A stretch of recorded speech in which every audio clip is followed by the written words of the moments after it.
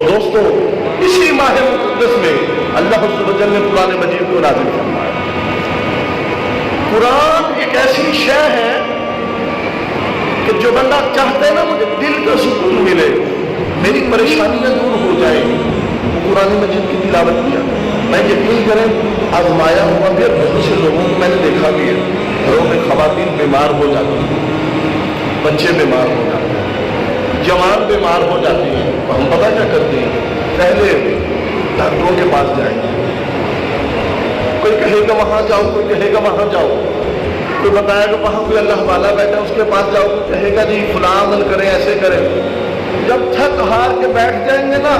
پھر محلے کے مولوی صاحب کے پاس آئیں گے جی اس کا کوئی حال بتا دیں، تو وہ بتائیں گے بھائی تو اللہ کا قرآن کی تلاوت کیا۔ اللہ قرآن میں فرماتا ہے وَشِفَاءٌ لِمَا فِي الصُّدُورِ، ہم نے قرآن مجید میں دلوں کی شفا رکھی ہے۔ ہم دنیاوی لوگوں میں شفا ڈھونڈتے ہیں،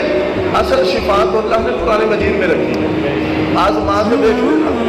کبھی بیمار پڑ جاؤ، دل کی تنگی میں آ جاؤ، گھبراہٹ بھی ہو جائے، باوضو ہو کے نماز با جماعت پڑھ کے قرآن کی تلاوت کرنا، یقین کریں دل کے اندر سے